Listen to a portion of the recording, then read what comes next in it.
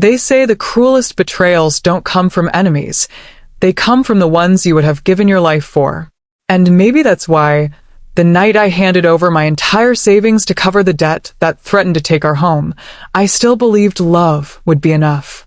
But by sunrise, when the sheets beside me were cold and her closet was empty, I learned the truth. The woman I thought I knew, the partner I thought I saved, had vanished. No note, no call, nothing. My name is Evelyn. I'm 42 years old, and for most of my life, I believed in the simple kind of happiness, the kind you build brick by brick. A modest house, a warm kitchen, a partner who understood the weight of your silence and the music in your laughter. For years, I thought I had that with Claire, the woman I fell for when I was barely 30, full of dreams and desperate to escape the loneliness that haunted me. Claire was fire where I was earth. She laughed too loudly, spent too freely, and loved with a reckless abandon that I envied. I was the steady one, the careful one, the woman who balanced checkbooks while she bought champagne on a Tuesday. And yet, that imbalance made me love her even more. She made life brighter, and I thought my quiet steadiness made her feel safe. We bought our house together 8 years ago, a 2-story place with creaking floorboards and a garden I swore I'd one day fill with roses. It wasn't much, but it was ours. I can still remember the day we signed the papers, her leaning against me, whispering, "This is the start of forever, Evie." I believed her. But forever has a cruel way of collapsing overnight. It started with the envelopes, thick, stern-looking ones addressed to her. She brushed them off, laughing, saying they were just mistakes or misunderstandings. I wanted to believe her, and for a while I did. But then came the phone calls. Voices asking for payments. Voices that grew louder, meaner. And then the man who came to the door. Suit pressed, eyes sharp, voice low as he told me, "If you don't clear this debt, your house goes on the block." My heart pounded as he handed me the papers. Claire wasn't even home. When she returned, she tried to spin it into nothing, as if our entire life wasn't balancing on the edge of a cliff. "Evie, don't worry. These things sort themselves out." But they didn't. They never do. So that night, while she drank wine in the living room, I made the decision. I liquidated my savings account, the account I'd been building quietly for years, the one that was supposed to be our safety net, maybe even our future. $67,000. Every penny of it. I paid the debt collector in cash the next morning. The man nodded, gave me a receipt, and said, "Your home is safe now." I walked back to the house with relief heavy in my chest. I thought she would be grateful, that maybe this would be the wake-up call she needed to finally get serious, to love me the way I had always loved her. But when I stepped inside, the silence was too loud. Her shoes were gone from the hallway. Her perfume bottles missing from the dresser. Half the closet stripped bare. The only thing she left behind was the indentation in the pillow beside me, a hollow space where love used to live. I sat on the edge of the bed, clutching the receipt that proved I'd saved everything we had, and realized she hadn't wanted saving at all. She'd wanted escape. And that was the moment the ground gave way beneath me. I wish I could tell you that was the worst of it. That heartbreak was the climax, and healing came quickly after. But betrayal is never that merciful. Because what I didn't know then, as I sat in that hollow room with a crushed chest and empty bank account, was that Claire's betrayal was just the beginning. She hadn't left me with nothing. She'd left me with secrets and a trail of destruction that had only just begun. And the first clue of it was waiting in the mailbox that very afternoon. I wasn't born into privilege. I came from a quiet town in Pennsylvania, where my father worked double shifts at a factory and my mother cleaned houses for the wealthy. We weren't poor enough to starve, but we weren't far from it either. What I learned early on was that stability wasn't handed to you, it was carved out of sacrifice. I was the eldest of 3, the one who cooked dinner when mom was late, the one who watched my brothers when dad's back gave out. I never complained. I thought responsibility was my purpose. By the time I turned 18, I was working 2 jobs and taking night classes, determined to build a future that didn't feel so fragile. But when you've spent your whole life being steady, you start craving someone who makes you feel alive. That's why, when Claire came crashing into my world, I mistook the chaos for love. I met her at a mutual friend's birthday party in Philadelphia. She was magnetic, blonde hair in messy waves, laughter that filled the room, the kind of woman who seemed to taste life instead of just living it. I was 29, cautious, and already tired from too much responsibility. She was 32, unpredictable, and impossible to ignore. When she spoke to me, it felt like sunlight after years of winter. "You're too serious," she teased that night, pressing a glass of champagne into my hand. "Let me guess, the reliable one? The fixer? The girl who never breaks the rules?" I laughed, embarrassed by how easily she saw me. And just like that, I was hooked. In the early years, her recklessness felt refreshing. She'd book spontaneous road trips, buy little gifts with money she didn't have, pull me into rainstorms just to dance. I told myself it was balance, her fire to my earth. What I didn't see was how her disregard for consequences would eventually torch everything we built. The first cracks showed in small ways. She'd forget to pay bills, then laugh when late fees showed up. She'd borrow money from me, small amounts at first, promising to pay me back, but somehow, it never happened. When I'd bring it up, she'd kiss me, tell me I was too uptight, and suddenly, I'd feel guilty for even asking. That's how manipulation works. It sneaks in through affection. It disguises control as charm. I didn't notice at first. I thought love meant compromise, that partnership meant picking up each other's slack. But it always seemed to be me picking up hers. The real tension began after we bought the house. It was supposed to be our dream. I had saved for years, working extra hours and denying myself luxuries just to scrape together the down payment. Claire? She put in less than a quarter of what I did, but when the realtor handed over the keys, she said proudly, "Our house, Evie. Equal partners." Equal, that word became her shield. She used it whenever it benefited her, never when it meant taking responsibility. I worked hard to maintain our little life, keeping the mortgage current, paying the utilities, repairing things when they broke. Meanwhile, she treated the house like a stage, parties that went late into the night, friends sprawled across our couch, wine stains on the carpet I scrubbed out while she laughed and called it memories. But the worst part wasn't the money. It was the way she chipped at me, piece by piece. "You're no fun, Evie. Why do you always act like my mother? God, you're so boring sometimes." She'd say it with a smile, like it was a joke, but every time, it cut deeper. I started doubting myself, wondering if maybe I was too serious, too cautious, too plain. Maybe love required me to loosen up, to accept the chaos. I didn't tell my family much. My parents had died years earlier, and my brothers, well, they were wrapped up in their own messy lives.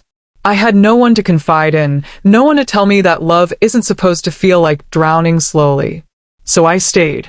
I endured the subtle digs, the mounting debts, the way she always turned my strength into a flaw.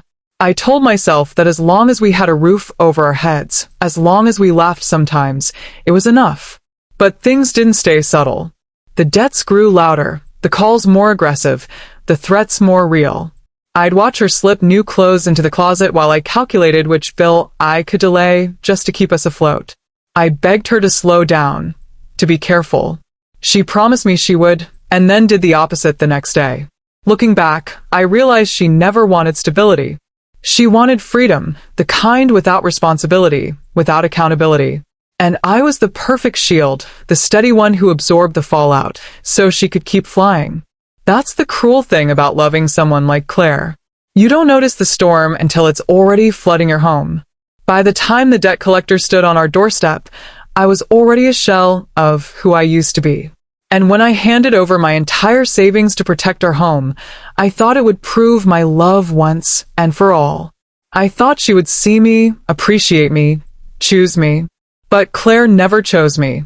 She chose herself. Every time. And the day she left, she didn't just take her clothes. She took pieces of me I'll never get back. But as I stared at that empty closet, clutching the debt receipt, I had no idea just how deep her betrayal went. Because the next envelope I pulled from the mailbox had my name on it. And it claimed I owed money I had never borrowed. The shift inside me was subtle at first, like a string pulled tighter than it should be. But once it snapped, there was no going back.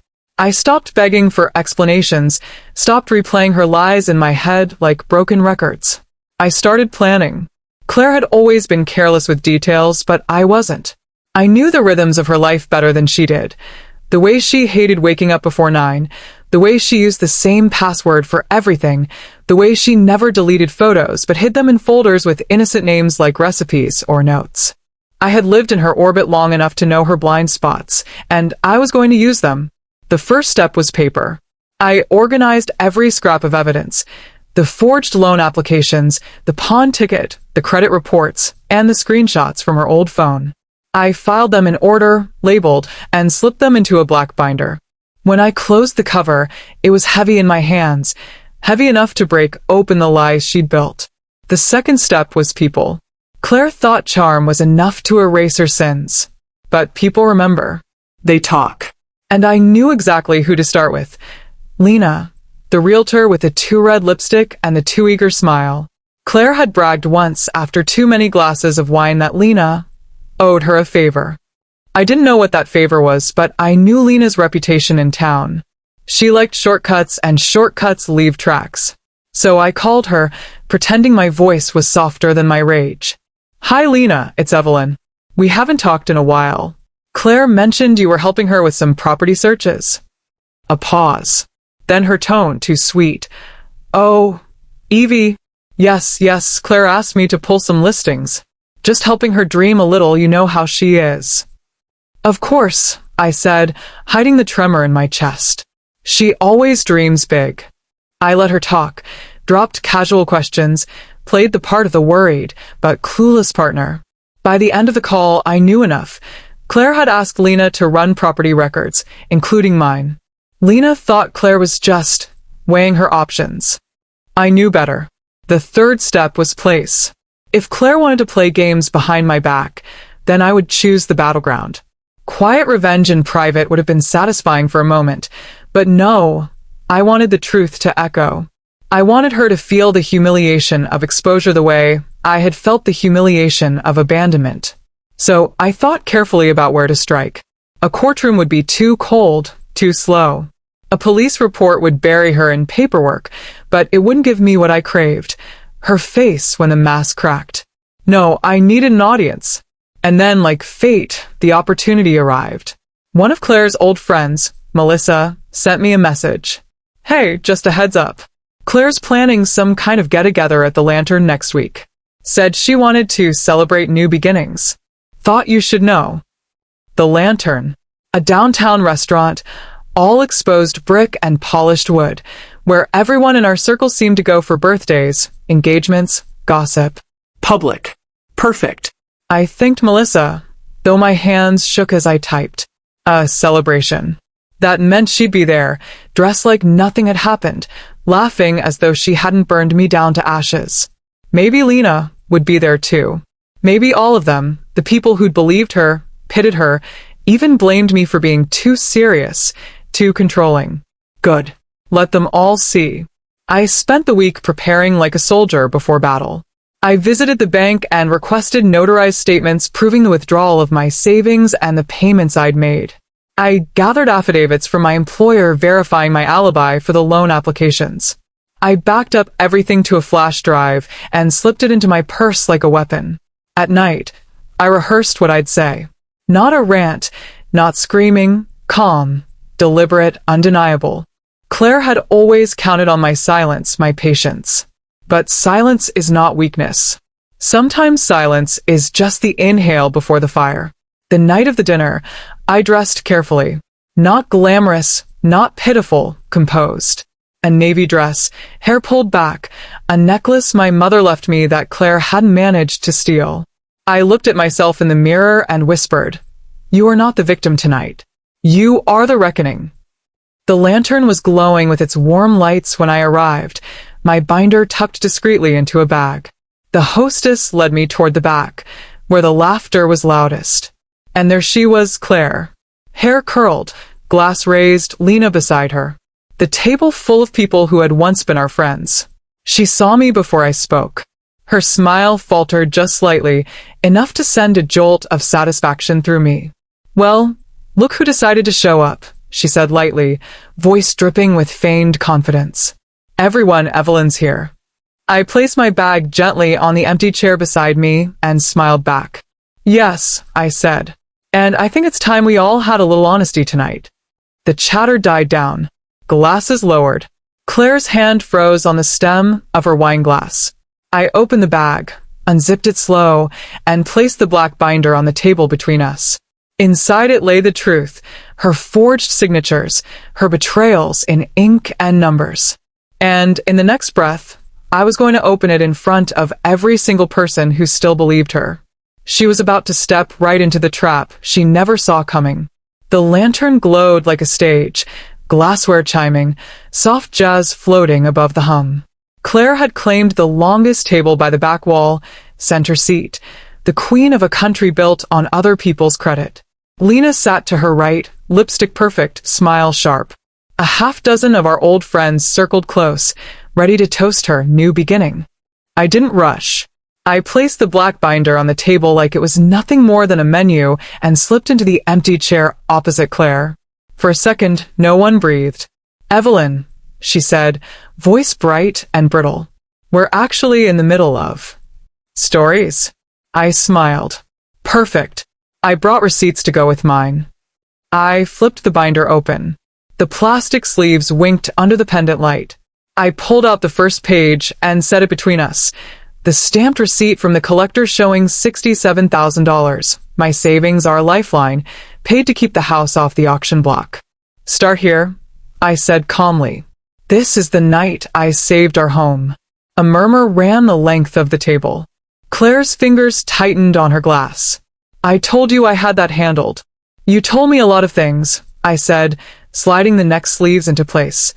"Past due notices addressed to me for loans I never took, store cards I never opened. But these say otherwise." I laid down the photocopied applications one by one. My name, my social security number, my date of birth, signatures that looked almost like mine. "Do you see the crosses on the T's?" I asked, my voice steady. "I don't make them long. You do." I placed a sticky note beside the signatures and drew 2 quick lines. Mine clipped, hers theatrical, slashing into the next word. "You left your handwriting on every lie you told." Lena shifted in her seat. Claire laughed, too high, too loud. "This is pathetic, Evelyn. You can't come in here and throw around accusations." I lifted a palm. "It's not an accusation if it's evidence." The table was quiet. The room seemed to lean toward us. I slid out the notarized statement from the bank that showed the exact date and time of my savings withdrawal. Beside it, a letter from my employer verifying my logins and location at the exact hours those online loan applications were submitted. "I was at work when these were signed," I said, "and my credit was frozen the next morning. That's why the 3rd application bounced." I tapped the page. "You didn't know I'd do that, did you?" A small, mean satisfaction warmed my throat. I kept going. The pawn ticket for my mother's locket. The photo from Claire's old phone, her mouth pouted in our bedroom mirror, the locket at her throat. A caption she typed and never posted, "Worth more than it looks." I slid those into the center. Someone at the far end whispered, "Oh my God." Claire's cheeks blazed. That locket it was a misunderstanding. "No," I said softly. "A misunderstanding is when you forget to buy milk. Selling the one thing of my mother's I had left is theft." Lena cleared her throat, finally playing her part. "Okay, Evelyn, you're upset, but maybe this isn't the place. We should talk privately." "Strange," I said, turning to her. "Privacy didn't bother you when someone ran a title search on my parcel last week." That landed. Her smile faltered. "Title searches are normal in real estate," she said too fast. People do them all the time. Credentialed accounts do them. I corrected, sliding out the email from the county recorder's office confirming a search on my address from an outside licensed user on a specific date and time. A week ago. This same day, Claire posted sunset with my ride or die from that balcony. I placed my phone on the table with the time-stamped screenshot. Eyes shifted to Lena. She looked at Claire. For the first time, they weren't in sync. I reached for the little recorder in my bag and pressed play. The table filled with a polite call center voice. "We show your authorization on file, Ms. Markham, my surname, signed electronically at 3:11 p.m. Then my own voice, calm, asking for the IP to be preserved pending a fraud investigation. Click. I stopped it. "Every call is saved," I said. "Every email printed. Compliance is processing the IP request. And I've already filed an identity theft report with the police." I slid the stamped report number across the table. Clear. Denying it wouldn't make it disappear. Claire's mouth opened, closed. Her friends looked everywhere, but at her. Glasses set down softly. A napkin twisted in someone's fist. "You always wanted control," she said finally, reaching for indignation. "You hoarded money. You made me feel like a child. What was I supposed to do?" "Not commit felonies," I said, and the simplicity of it made a couple of heads jerk up. "Not forge my name. Not steal my mother's locket. Not try to sniff around the deed to the house I paid for." I leaned in, my voice dropping. "You don't have to like me, Claire, but you will stop stealing my name." Silence. In the background, a laugh from the bar skittered into quiet. The jazz track ended and, for a breath, there was nothing but the hum of the refrigeration line and the clink of someone's ring against glass. I slid the last set of papers forward, a neat stack banded with a blue strip. "This," I said, "is a civil complaint for fraud, conversion, and identity theft." I turned my head toward the hallway that led to the host stand and gave the smallest nod. A man in a gray suit stepped into the room, no nonsense, a leather folder under his arm. He approached our table with professional neutrality. "Claire Whitfield," he asked. Her chair scraped. "What is this?"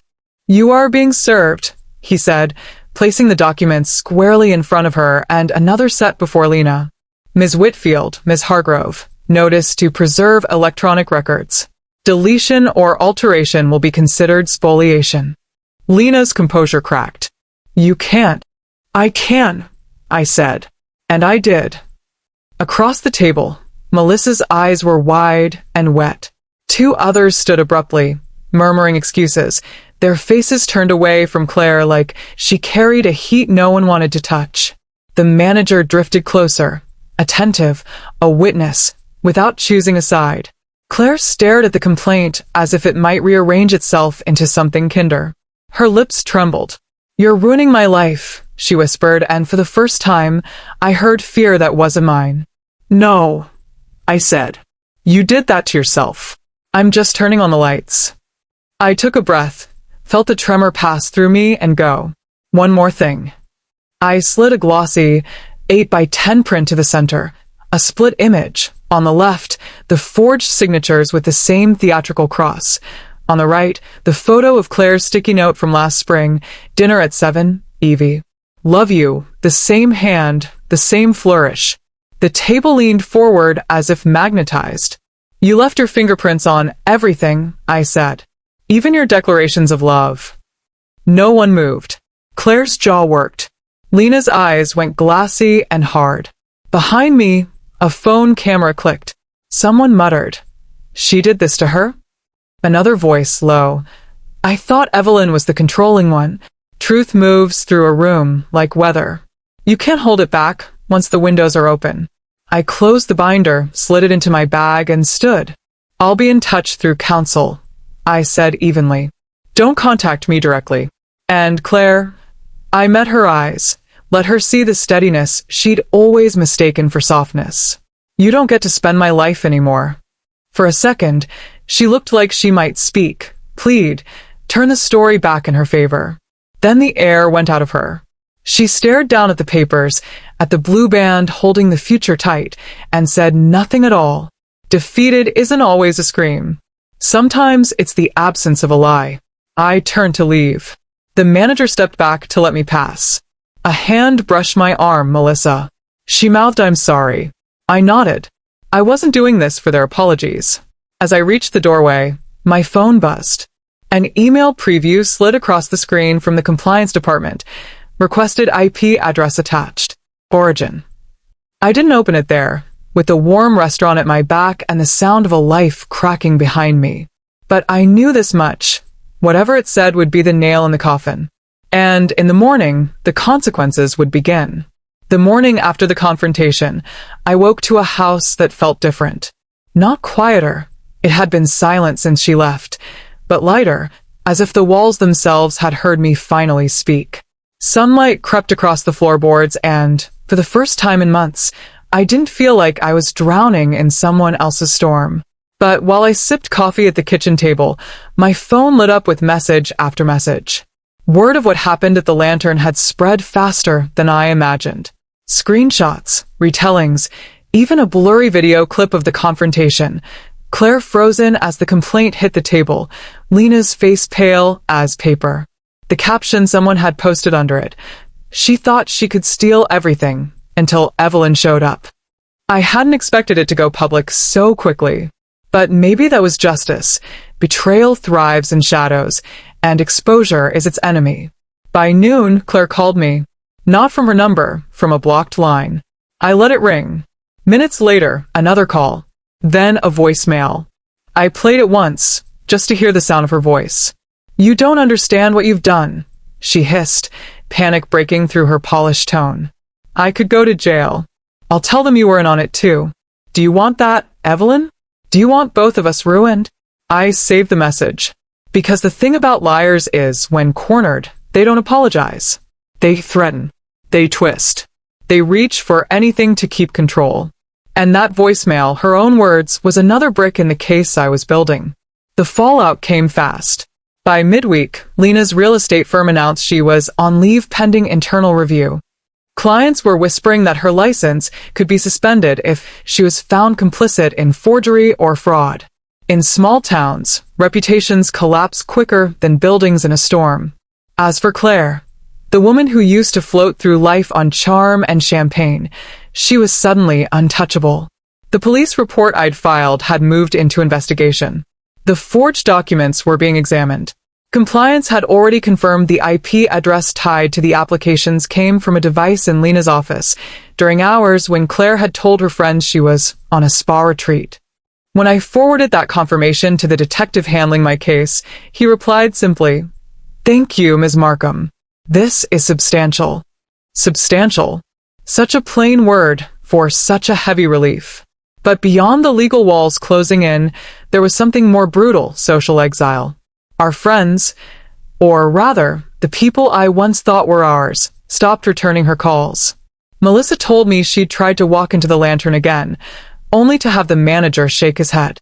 "We don't want drama here," he'd said, firm. Even the neighbors, who once waved at her from across the street, now avoided her eyes. Claire was learning the hardest lesson. Once your mask cracks, people don't see beauty anymore. They see the mess you tried to hide. And yet, I wasn't celebrating. Not yet. Because while watching her world unravel gave me a satisfaction I won't deny, it didn't refill my savings account. It didn't bring back my mother's locket or erase the months of humiliation. Justice isn't just exposure, it's consequence. The court date was set for 6 weeks out. Between then and now, I knew she'd try everything, bargaining, threatening, smearing my name to anyone who'd still listen. And sure enough, the smear campaign began. Anonymous posts on social media. She was controlling. She never let Claire breathe. Maybe she deserved to leave. A rumor slipped into the workplace grapevine that I had cooked the books to frame her. Even an email to my employer, unsigned, but full of personal details only Claire could know, accusing me of fraud myself. It might have shaken me once. But now? Now I kept receipts. I sent the email to the detective, knowing full well the digital trail would only add weight to her collapse. Still, at night, lying in that too-big bed, I felt the ache of it all. Revenge doesn't erase grief. Betrayal leaves splinters even after the wound heals. Some mornings I missed her laugh, even though it was laced with cruelty. Some nights I rolled over, half expecting her perfume to linger. That's the cruelty of loving someone who hurts you. The heart doesn't know when to stop. But each time the ache came, I thought of the pawn ticket, the empty savings account, the way she smiled while feeding me lies. And I remembered, love without respect is just captivity. By the end of the second week, Lena had cut Claire off entirely, blaming her for dragging her into this mess. I heard it from Melissa, who overheard an argument in the parking lot of the firm. Lena's voice had risen sharp. You said no one would find out. You said Evelyn was weak. Claire had just stood there, silent, shoulders hunched like a child caught cheating. That image fueled me. Not because I wanted her small, but because I wanted her to finally see the truth. I was never weak. I was quiet. And quiet people can be dangerous when pushed too far. The night before our first hearing, I sat at the kitchen table again, binder open, reviewing everything. I wasn't nervous. Not anymore. Because this wasn't just about Claire. It was about me reclaiming every piece of myself she had chipped away. When I finally closed the binder, I whispered into the empty room, tomorrow it ends. But as I turned off the light, my phone buzzed one more time. A new message, not from a blocked number, but from Claire's own. Just 3 words. Meet me, alone. And below it, an address I hadn't seen before, a rundown motel on the edge of town. I stared at the 3 words on my phone, meet me, alone, and felt the familiar pull toward the old version of myself. The fixer, the peacemaker, the woman who would rush into a burning house and try to save the arsonist. I set the phone down and breathed. Then I texted the detective. She wants to meet. I won't go alone. He replied, public place. Record everything. I'll be nearby.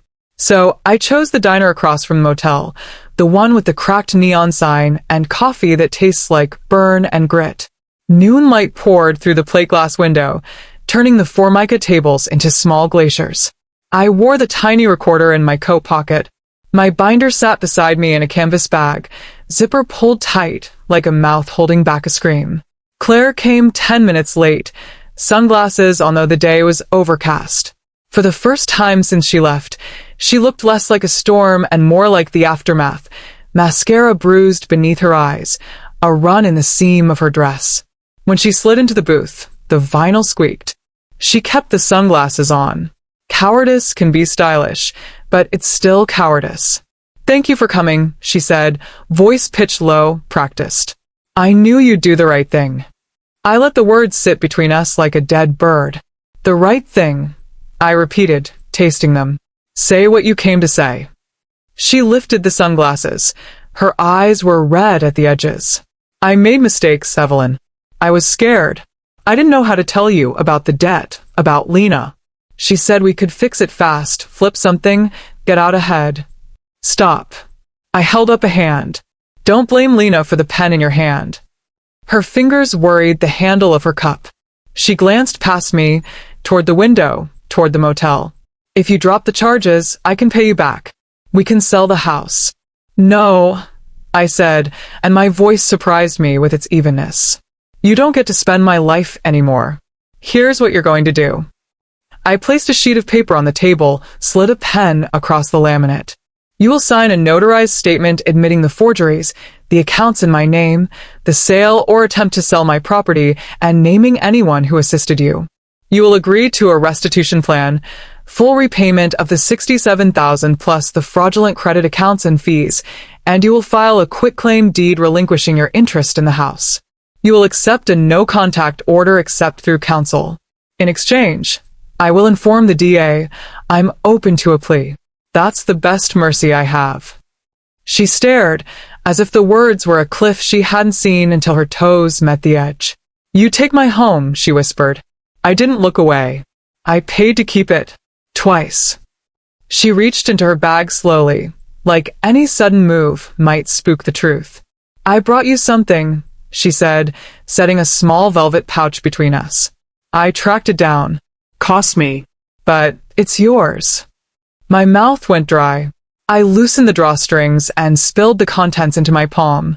The gold heart locket, the clasp a little tighter than I remembered, the chain a little shorter, but unmistakably my mother's.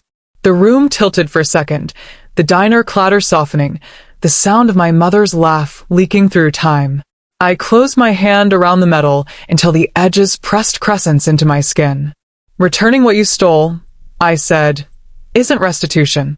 It's baseline humanity. I slid the locket into my pocket, close enough to feel its weight against my ribs. And it doesn't erase the fraud.